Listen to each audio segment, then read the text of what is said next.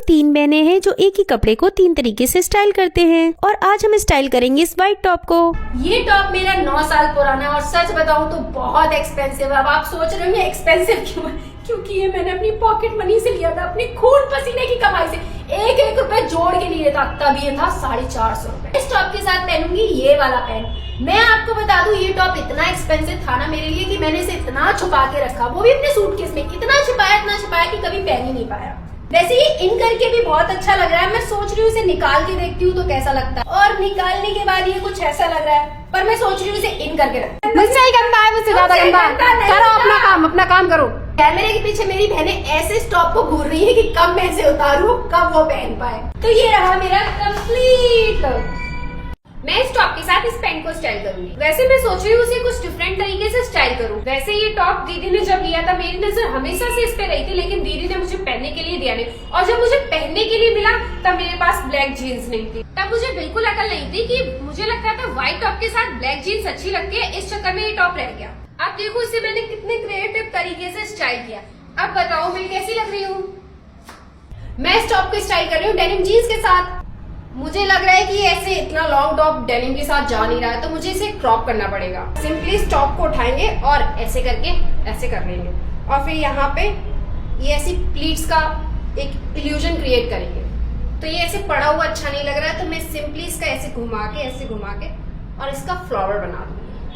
और ये है मेरा फाइनल लुक। कोई कह सकता है कि लंबा सा टॉप था, इतना आउटडेटेड टॉप था, और अब ये देखो लग रहा है ना बिल्कुल ही गुड टू गो। दीदी तो रखे से सड़ा रही थी, पर फाइनली मैंने आज इसे इतनी अच्छी तरीके से पहन लिया, और मैं इतनी अच्छी, मुझे तो लग रहा है कि मैं बहुत अच्छी लग रही हूँ। आप कमेंट्स में जरूर बताना कि मैं कैसी लग रही हूँ और मेरी क्रिएटिविटी आपको कैसी लगी। और ये था हमारे ओल्ड क्लोथ चैलेंज का डे 7। और हाँ, आपको कौन सा बेस्ट लुक लगा कमेंट्स में बताइएगा। आगे के चैलेंजेस देखने के लिए आपको चैनल सब्सक्राइब करना पड़ेगा। हमें तीन बहनें जो अकेले रहना सीख रही हैं। हम अकेले रहते हैं तो हमें सब कुछ खुद ही मैनेज करना पड़ता है, और आम का तो सीजन चल ही रहा है तो अचार डालना तो बनता ही है। और साथ ही में सोचा क्यों ना मिर्च का भी अचार डाल दिया जाए। और आम काटने के बाद हमने इसे धूप में रखा, फिर हमने किया अपना एक वीडियो शूट। ये सब करने के बाद शाम को मैं और छोटी दीदी कुछ सामान लेने चले गए थे, और मुझे तो ऐसा लग रहा था कि दीदी को डर लग रहा था, इसलिए दीदी नीचे ही वेट कर रही थी। बिल्कुल नहीं डर लग रहा था। और शाम को दीदी ने बनाई तहेरी। वैसे तो ठीक ही बनी थी, बस इसमें हल्की सी थोड़ी सी मिर्च हो गई थी। फिर रात में हमें फिर से भूख लगाई, फिर दीदी ने हमारे लिए बनाई मैगी, और जिसे खा के तो मजा ही आ गया था। रात में थोड़ा थोड़ा पानी बरसा, तो हमने सोचा कि हम अपने प्लांट्स को जाल के नीचे रख देंगे, क्योंकि ये काफी मुरझा गए हैं। मुझे ऐसा लगता है कि घर के प्लांट्स को बाहर के इंसान का टच पसंद नहीं आता है, और हमारे प्लांट्स के साथ भी कुछ ऐसा ही हुआ है। जब तक हमने इन्हें जाल के नीचे रखा तब तक पानी लगभग बंद हो गया था, पर बादल गरज रहे थे एंड वी वर प्रेइंग की बारिश हो जाए, और इसी थॉट के साथ हम सोने चले गए थे। तो ये था हमारी लिविंग अलोन सीरीज का डे 11। बाय। हमें तीन बहनें जो अकेले रहना सीख रहे हैं। आज सुबह उठते ही हमारा पार्सल आ गया। इस पार्सल की पैकेजिंग बहुत ही अजीब थी, मतलब थी ही नहीं। जो हिस्सा मुझसे ट्राइपॉड का टूट गया था हमने वही ऑर्डर किया था। तो दीदी इसको लगा के देख रही थी, जो कि सही से लग नहीं रहा था। और तब तक मैं सो के उठ के आई। मैंने कहा लाओ मैं लगाती हूँ, आपसे तो कुछ होगा नहीं। और इसे लगाते हुए मैं यही सोच रही थी अगर ये सही से लगा नहीं ना तो मेरी शामत आ जाएगी। पर भाई मैं बच गई, अच्छी तरीके से फिट हो गया। और शाम होते होते हमें अच्छा नहीं लग रहा था, तो हमने सोचा क्यों ना बाहर चले। यहाँ पर भी छोटी दीदी पानी की बोतल लेके चल रही है। फिर हम लोग एक शॉप पे गए, वहाँ से एक फ्रूटी ली अपने लिए, और फिर रास्ते में दिख गए गोलगप्पे, और उन्हें खाए बिना तो हम रह नहीं सकते थे। और यहाँ पर मुझे ही अपनी इज्जत का फालूदा निकालते हुए सूखी पापड़ी मांगनी पड़ी। तब पीछे से ये दोनों लोग भी बोलने लगे कि इनको भी एक एक चाहिए। फिर हम लोग पार्क आ गए, और इस गेट में बड़ी दीदी हमेशा फंस जाती हैं, और इसलिए मैं इन पे हंस रही थी। हंसना मेरे ऊपर ही भारी पड़ गया, क्योंकि ये तो इस बार आराम से निकल गई और मेरे चोट लग गई। फ्रूटी पी के दीदी ने बोला चलो अंदर घास में चल के बैठते हैं। हम बैठने वाले थे, वैसे ही हमें घास में कुछ दिखाई दिया। जैसे ही हमें समझ में आया ये सांप का बच्चा है, हम लोग वहाँ से भाग दिए। कमेंट करके जरूर बताना क्या ये बेबी स्नेक ही था। हम घर आए तो हमें हमारे घर के सामने बेल दिखा, तो दीदी ने जल्दी से कहा कि रोटी लेके आओ। हमारे घर में जितनी भी रोटियां बचती हैं हम फ्रिज में ही उसे इकट्ठा करते रहते हैं, और फिर बेल को खिला देते हैं। फिर छोटी दीदी ने बाल्टी में पानी भी रखा लाके उसके लिए। तो ये था हमारी लिविंग अलोन सीरीज का डे 10। बाय।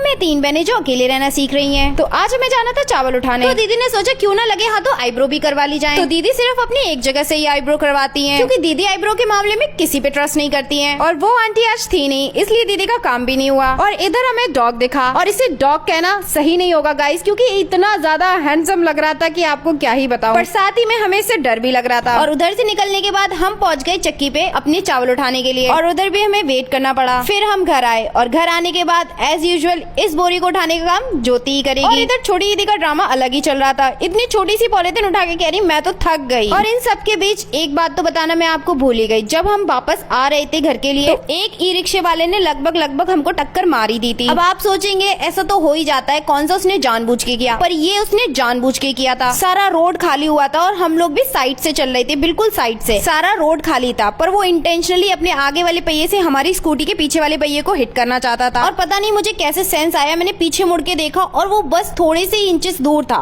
मैं एकदम से चीखने लगी, तो दीदी ने स्कूटी एकदम से साइड में की और वो हमें अजीब सा लुक देके एकदम से भाग गया। And we were so shocked कि अभी हमारे साथ हुआ क्या, पर भगवान की कृपा से हम बच गए। तो आज मैंने और दीदी ने तो काफी मेहनत कर ली है, तो मैंने सोचा क्यों ना छोटी दीदी को अब काम पे लगाया जाए। और इधर ये मैडम अपने टचअप में बिजी है, पर भाई मैं हूँ, काम तो करवा ही लेती हूँ। तो हम ना चावल को डिवाइड कर लेते हैं। अच्छे चावल हम नॉर्मली खाने के लिए रखते हैं, और टूटे हुए चावलों को हम यूज करते हैं डोसे के बैटर के लिए। अब मैं तो चली खाना खाने। तो ये था हमारी लिविंग अलोन सीरीज का डे 16। बाय। हमें 3 बहनें जो अकेली रहती हैं। तो मैं अपनी छोटी दीदी के बारे में क्या ही बताऊं। छोटी दीदी तो सच में छोटी दीदी है। जहाँ पे छोटी दीदी को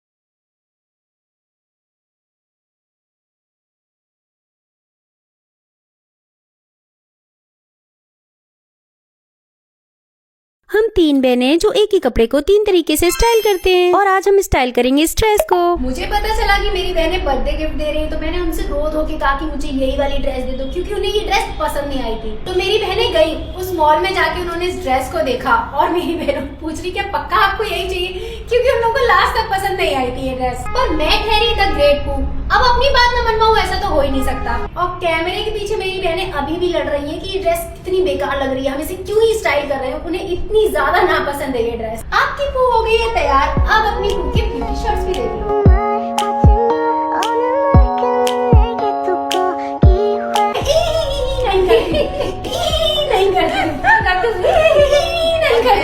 ये दोनों लोग पागल हो गए, मुझे लग रहा है। ये मेरा मजाक उड़ाने के लिए करती हो।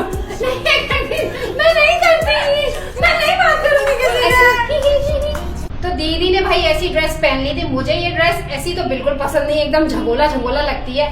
तो तुम्हारी बहन इससे कुछ नई इनोवेशन तो निकालेगी। बहन ने ड्रेस तो बना ली है इतनी प्यारी सी, मुझे यकीन नहीं हो रहा कि इतनी प्यारी सी बना ली है। अब थोड़ा टचअप करना तो बनता है, तो मैं ये पहनूंगी ये वाली इयररिंग्स। अब ये ड्रेस ना तुम्हारी बहन रखेगी अपनी बहन से लेके, क्योंकि अब मुझे ये ड्रेस बहुत अच्छी लग रही है। पहले ये झगोला झगोला लग रही थी, बट नाउ इट्स लाइक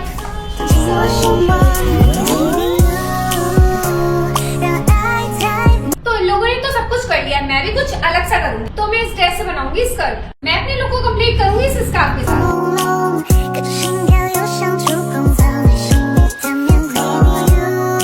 एक तो मेरे पास ये लुक है, और दूसरा ऑप्शन मैं दिखाती हूँ, और दूसरा लुक मेरे पास ये है।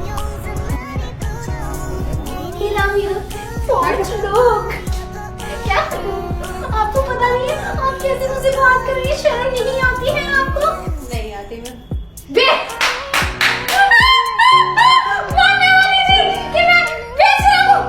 तो ये था हमारे ओल्ड क्लोथ चैलेंज का 12th डे। और हाँ, आपको सबसे बेस्ट लुक कौन सा लगा कमेंट्स में बताइएगा। आगे के चैलेंजेस देखने के लिए आपको चैनल सब्सक्राइब करना पड़ेगा। हम 3 बहनें जो एक ही कपड़े को 3 तरीके से स्टाइल करते हैं, और ये है हमारे ओल्ड क्लोथ चैलेंज का डे 37। और आज हम स्टाइल करेंगे इस प्यारे से अनारकली को। तो ये सूट ना बड़ी दीदी का है, और ये हमने लिया था अपने मामा की शादी में, और वहाँ पे इतनी भसड़ हुई कि वो स्टोरी बहुत लंबी हो जाएगी, फिर भी मैं कोशिश करूंगी काट छाट के आपको सारी स्टोरी बता दूं। तो सबसे पहली बजट यही थी कि हमारे पापा हमें ले जाने के लिए तैयार नहीं थे। उनका मानना था कि गांव में शादी हो रही है तो वहाँ पे लड़कियां जाती हैं, पर भाई हम कहाँ रुकने वाले थे। हमने पापा को जैसे तैसे मना ही लिया और वहाँ का हाल देख के हमें पता लगा पापा हमें क्यों मना कर रहे थे। मुझे मिला था नया नया टैबलेट, मामा और मामी की पिक्चर्स क्लिक कर रही थी, तो वहाँ पे कुछ लड़के खड़े हुए थे और वो कमेंट पास कर रहे थे। और उस टाइम मेरी सोच ऐसी थी, मुझसे कोई ऐसे कह के निकल कैसे गया, इसका तो मैं भरता बना दूंगी, इसे तो मार मार के सुझा दूंगी मैं। और मैंने वही किया, मैंने वहाँ पे सीन मैंने तो क्रिएट नहीं किया था, उन्होंने किया था। तो मैंने ये बोल दिया कि ये मेरे से ऐसे क्यों बोल रहे हैं, तो सबने फिर मुझे शांत किया, होगा छोड़ो वो तो पागल। फिर मेरा मूड इतना खराब हो गया कि मैं गाड़ी में पड़ी रही, और मैं गाड़ी में पड़ी रहूंगी तो मेरी बहनें भी गाड़ी में ही पड़ी रहेंगी, और एक मेरी मौसी भी गई थी, वो भी गाड़ी में पड़ी रही। एक गाड़ी में अगर 6 लोग हो तो क्या हाल होगा, और उसमें से भी कोई अगर फाट मार दे तो क्या होगा। तो फाट ना मैंने किया, ना मैंने सुना और ना मैंने सूंघा, तो मैं तो भाई बताऊंगी नहीं इसके बारे में। इसकी स्टोरी भाई बताएंगे जिनके साथ ये हुआ वो बताएंगे, पर मैं बता दूं मैं उस गाड़ी में एकदम पड़ी हुई थी, डिग्गी में पड़ी हुई थी गाइस। अब भाई तुम लोग डिग्गी से ये मत समझना कि मैं डिग्गी में पड़ी हुई थी, मेरा मतलब है मैं लास्ट सीट पे पड़ी हुई थी, और उस पे भी बक्से के ऊपर। और भी मेरे इसमें दुख भरे एलिमेंट है, पर वो छोड़ो, आप मेरा लुक देखो।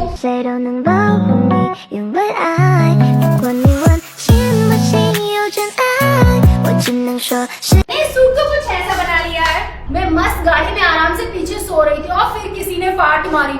मतलब मुझे तो ऐसा एम्बैरेसमेंट फील हुआ, मैंने कहा पूजा मर जाओ, तो मैं ऐसा सोचा तुम जिंदा ही नहीं हो, क्योंकि मुझे ये तो नहीं पता था किसने फाट मारी। पर यार मैं उसका ब्लेम क्यों लेती कि मैंने फाट मारी। मैं सच बता दूं, उस बदबू को सूंघते सूंघते मेरी हालत खराब। अब ये फाट किसने मारी थी ये तो मेरी बहन ही आपको बताएगी। तब तक आप लोग मेरा लुक देखो, बताना जरूर कि मैंने इसे कैसे स्टाइल किया।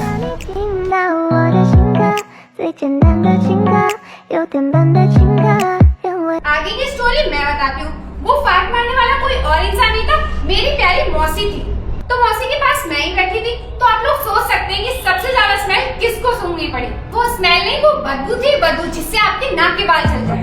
बदबू तो बहुत हो गई। अब मेरा आउटफिट देखो।